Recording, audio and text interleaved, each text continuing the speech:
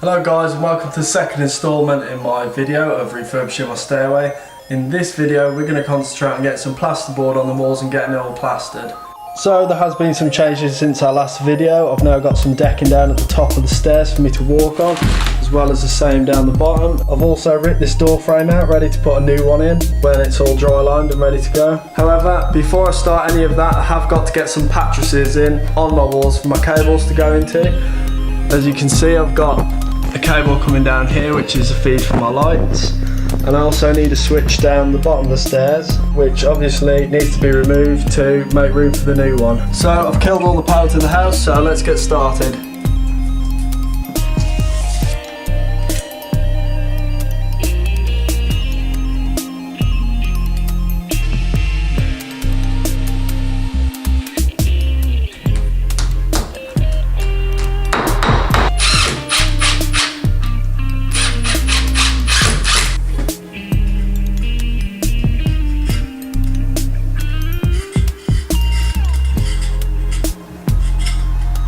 Now, before I change the switch at the bottom of the stairs, I don't recommend messing with electric cables. Obviously leave it to the electricians, but if you're ever unsure whether a cable is live or not, you can pick up these called power tracers. I picked this one up relatively cheap from B&Q, and all it does is test if there's actual power going through a cable.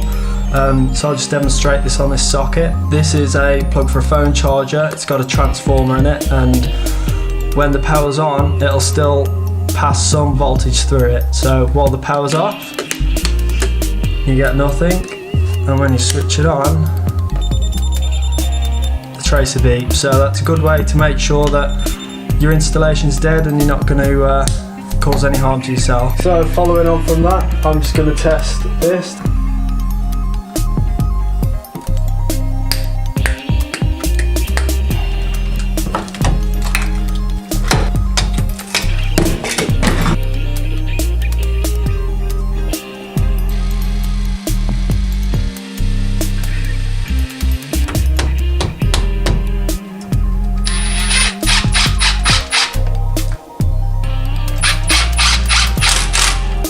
So my camera battery died and I've carried on working basically, and all I've done is I've put this strapper cable coming from the switch at the top. It's going down alongside my stringer and back up to this mattress, and this is going to power this switch here. I've also cut up some packers for my plasterboard. All these are going to do is keep my plasterboard off the floor, so any moisture that rises up, it's not going to go into the plasterboard and up the wall. I will be plasterboarding these walls before this door frame goes in, because as you can see I've got to pack it out quite a bit, but I don't have the timber to do it at the moment. So I'll put the plasterboards on the face of this wall and I can do the door frame at a later date. So with everything now in place, we can start mixing up some adhesive to put our plasterboards on the wall with.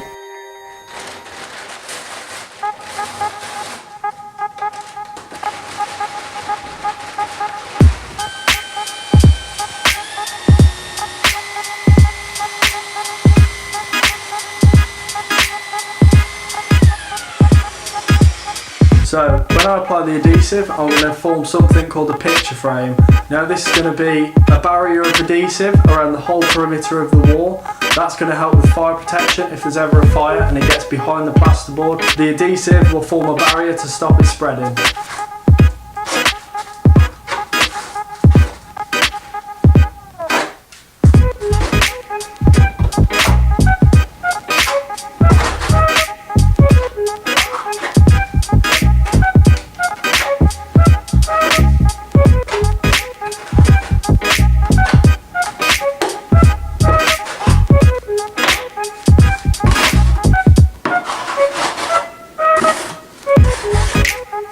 So as you can see, I've got my frame around the edge and I've also got my dots in the middle to support the plasterboard. I'm using 6 foot by 3 foot plasterboards. This is because the bigger ones won't fit through my doorway. All I'm going to do is gently press the plasterboard on top of the adhesive, and I'm going to use a straight edge and a level to gently knock it level and in place.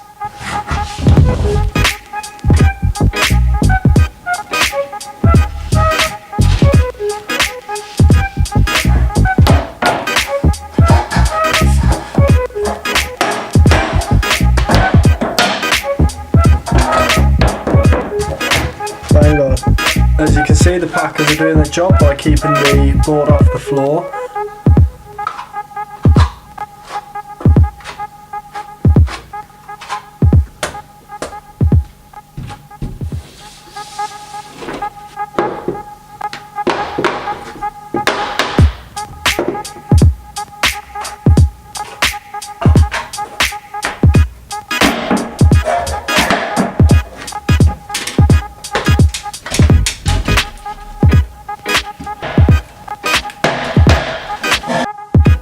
Okay, so that's all my up and overs complete. So I've got most of these boards on now. I've even got all this wall on at the back. So the next stage is going to start on this wall here and work our way upstairs.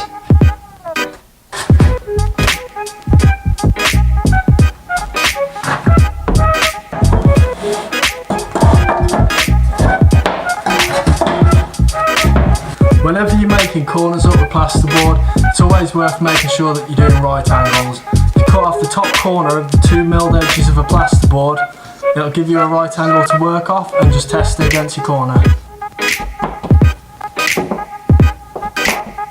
Never hit your plasterboard on the wall too tight, because you won't get any tolerance with moving it level. And what you're looking for once it's level is you're looking for no gaps between the plasterboard and your straight edge. If you've got gaps, it means your plasterboard's bowed.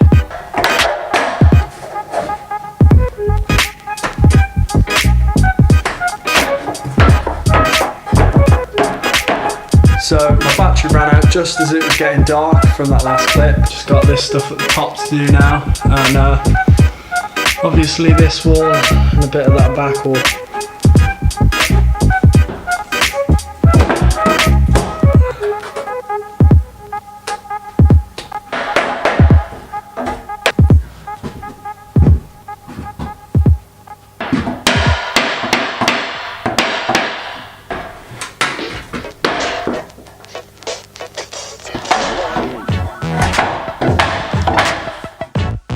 Okay, so we've finally done plasterboarding. It's took a little while, but we've managed to get everything done.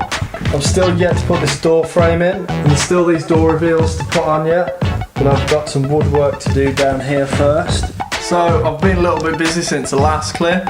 I've managed to get my door frame in finally, along with the reveals to go around it. I've also managed to get my door sills in, along with my MDF covering. I've also managed to sort out all these reveals around the doors and bead them up ready for plastering. So I'm going to leave it at that for this video, and in the next video we're going to get it plastered, we're going to put our skirting boards on, our trims, we're going to fit our electrical sockets and the lights, and we're going to get everything completed all except for paint.